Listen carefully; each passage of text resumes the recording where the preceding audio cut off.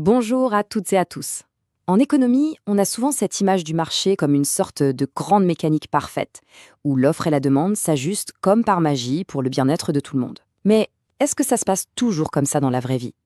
On va voir que la réalité, elle est un peu plus compliquée. Parfois, la machine se grippe. Et quand chacun ne pense qu'à son intérêt, ça peut mener à des situations, disons, pas optimales pour la collectivité. Alors comment on explique ça? Et surtout, qu'est-ce qu'on peut faire? C'est tout le programme d'aujourd'hui. Allez, c'est parti. Regardez bien cette image. Chaque pêcheur, individuellement, fait un calcul assez logique. Pêcher le plus de poissons possible pour maximiser son profit. C'est la base de l'intérêt individuel. Mais si on prend un peu de hauteur, qu'est-ce qui se passe si tous les pêcheurs font exactement la même chose? Eh bien, on court droit à la catastrophe, l'épuisement de la ressource, la disparition des poissons. Personne ne voulait ça au départ, et pourtant, c'est le résultat collectif. C'est un exemple parfait de ce qu'on appelle une défaillance de marché. Voilà la question centrale qui va nous guider. En théorie, oui, le marché est censé allouer les ressources de manière optimale. On parle d'allocation efficiente. Mais on voit bien avec notre exemple que la somme des intérêts personnels ne conduit pas toujours, comme par miracle, à l'intérêt général. Alors explorons ensemble les grandes pannes de cette belle mécanique du marché. Pour y voir plus clair, voici notre plan de bataille. On va d'abord s'attaquer à 3 grandes défaillances. Les externalités, ensuite les biens publics et les biens communs, et enfin le problème de l'information imparfaite. Et pour finir, on ouvrira la fameuse boîte à outils de l'État pour voir comment il peut essayer de corriger le tir. C'est un parcours logique et c'est un chapitre vraiment essentiel pour le bac. Alors on s'accroche, c'est parti. On attaque tout de suite avec la première défaillance, les externalités. L'idée de base est assez simple. C'est une situation où la décision d'un agent économique, que ce soit une entreprise ou un particulier, va avoir un impact sur d'autres agents, une sorte de ricochet, sans qu'il y ait de compensation financière. Prenons un exemple très concret. Un agriculteur qui utilise des pesticides. Pour lui, c'est rationnel. Ça protège sa récolte, ça augmente son rendement, sauf que cette action a des conséquences. La pollution des nappes phréatiques, un risque pour la santé des riverains, un impact sur la biodiversité, comme la disparition des abeilles. Tout ça, c'est un coût pour la société, et ce coût, il n'apparaît nulle part dans le prix des pommes. Ni l'agriculteur ni le consommateur ne le payent directement. C'est ça une externalité négative. Un coût caché, mais bien réel, supporté par tout le monde. Voilà la définition à connaître par cœur. Une externalité, c'est donc un effet de bord qui n'est pas géré par le système des prix. On a vu l'exemple négatif, mais attention, ça existe aussi en positif. Imaginez un apiculteur qui installe ses ruches à côté d'un verger.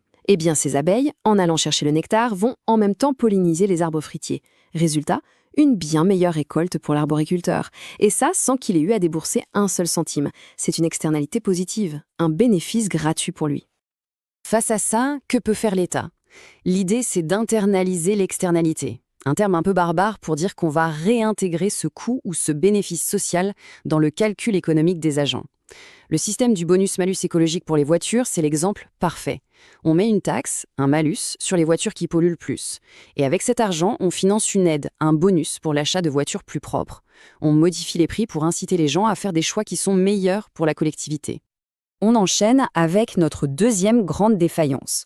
Celle-ci concerne des types de biens un peu particuliers que le marché, s'il est laissé à lui-même, a beaucoup de mal soit à produire, soit à protéger. Et toute l'énigme tourne autour de ce personnage un peu particulier, le passager clandestin. Pour bien piger, il faut absolument maîtriser ce tableau. Pour n'importe quel bien ou service, il faut se poser 2 questions. La première, la rivalité. Est-ce que si je consomme ce bien, quelqu'un d'autre peut-il le consommer en même temps? Deuxième question, l'excluabilité. Est-ce qu'on peut facilement empêcher quelqu'un qui n'a pas payé de l'utiliser? Si on prend un bien privé, comme un téléphone, la réponse est oui aux 2. Il est rival et excluable. Mais c'est dans les autres cases du tableau que les choses se compliquent pour le marché. Et voilà le cœur du problème. Prenez l'éclairage public. C'est non rival et non excluable. C'est un bien public. Pourquoi une entreprise privée s'amuserait à éclairer les rues? Elle ne pourrait faire payer personne. Tout le monde en profiterait gratuitement en attendant que le voisin paye. C'est ça le comportement du passager clandestin. Du coup, le marché ne produit pas ses biens. Pour les biens communs, comme les ressources de poissons, le problème est inverse. Ils sont non excluables, mais rivaux. Tout le monde peut y aller, mais chaque poisson pêché est un poisson en moins pour les autres. Résultat, la surexploitation. C'est ce qu'on appelle la tragédie des biens communs. Face à ce risque d'épuisement, l'État peut intervenir. Le cas du thon rouge en Méditerranée qui a frôlé l'extinction est un cas d'école. Les pouvoirs publics ont dû imposer des règles très strictes, des quotas de pêche. Regardez le graphique, on voit bien comment ces quotas ont été drastiquement réduits à un moment pour tenter de laisser le stock se reconstituer. C'est une tentative de gérer collectivement une ressource que le marché tout seul aurait détruite. Allez, on aborde la troisième et dernière défaillance, qui est peut-être la plus subtile. Pour que la fameuse main invisible d'Adam Smith fonctionne bien, il y a une hypothèse de base. L'information doit être parfaite et transparente pour tout le monde. Or, dans la réalité, c'est très, très rarement le cas. On parle alors d'asymétrie d'information.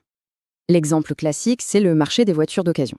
Imagine, t'as mis des sous de côté pour t'acheter ta première voiture. Le vendeur, lui, il la connaît par cœur, sa voiture. Le petit bruit suspect quand on passe la troisième, le fait qu'elle ait déjà eu un accident. Toi, tu n'en sais rien. Pour le vendeur, c'est facile de la présenter comme l'affaire du siècle. Il détient une information que toi, tu n'as pas. C'est ça, l'asymétrie. Et patatras, voilà ce qui arrive. Quelques semaines plus tard, la super occasion te lâche. L'asymétrie d'information a conduit à un mauvais choix. Mais le problème est encore plus profond. Si ce genre de situation se répète, plus personne n'aura confiance. Les acheteurs potentiels vont se dire que, de toute façon, toutes les voitures d'occasion sont des merguez et ils ne seront plus prêts à payer le juste prix, même pour une voiture qui est en excellent état. Et là, le marché risque tout simplement de s'effondrer.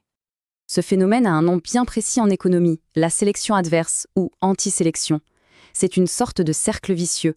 À cause du manque de confiance, les mauvais produits finissent par chasser les bons du marché. Pourquoi un vendeur honnête continuerait de vendre sa super voiture si les acheteurs méfiants ne sont prêts à lui en offrir qu'un prix de misère, persuadés qu'il y a un loup? C'est une défaillance totale du marché. Et il y a un deuxième risque, lié à l'information, qu'on appelle l'aléa moral. Attention, ça se passe après la signature du contrat. Par exemple, une fois que tu es assuré tout risque pour ta voiture, tu vas peut-être, même inconsciemment, te dire « Bon, si j'ai un petit accrochage, ce n'est pas la fin du monde, l'assurance payera ». Du coup, tu changes de comportement, tu deviens un peu moins prudent. Pour l'assureur, c'est un problème, car il ne peut pas te surveiller en permanence. On parle d'action cachée. Alors, comment on fait pour lutter contre ce brouillard d'informations ? Eh bien, en créant des signaux de confiance. C'est là que l'État ou d'autres organismes peuvent intervenir. Le contrôle technique obligatoire, par exemple, ça force le vendeur à révéler une partie d'informations cachées. Les labels, comme le label bio ou les certifications type NF, c'est une garantie de qualité pour le consommateur. Le but de tout ça, c'est simple, réduire l'incertitude et restaurer la confiance, qui est le carburant indispensable de tout marché. Bon, on a exploré nos 3 grandes pannes du marché. Maintenant, il est temps de ranger un peu de tout ça, de faire la synthèse et de voir concrètement comment l'État peut enfiler sa blouse de mécanicien pour essayer de réparer la machine. Ce schéma, c'est vraiment la synthèse de tout ce qu'on vient de dire. Il est super important, parfait pour les fiches de révision. Mettez sur pause si besoin pour bien l'analyser. En haut, on retrouve nos 3 grandes familles de défaillances. Et en dessous, la boîte à outils de l'État. Regardez, c'est très logique. Face à une externalité négative, on peut utiliser la taxe. Pour un bien commun, on a vu les quotas. Et face à l'asymétrie d'information, on a la réglementation, les labels. À chaque problème, l'État dispose d'instruments potentiels. Voilà la grande idée à retenir.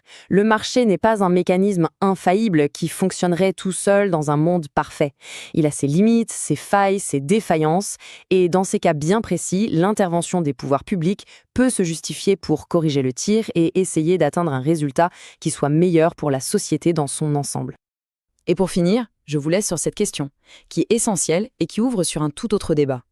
On a vu que l'État peut réparer les pannes du marché. Mais est-ce que son intervention est toujours la bonne solution ? N'y a-t-il pas aussi des défaillances de l'État ? Des situations où son action est inefficace, trop coûteuse, ou même pire, contre-productive ? C'est une excellente question, mais la réponse, ce sera pour un prochain chapitre. Merci de votre attention et surtout, n'oubliez jamais de continuer à vous poser des questions.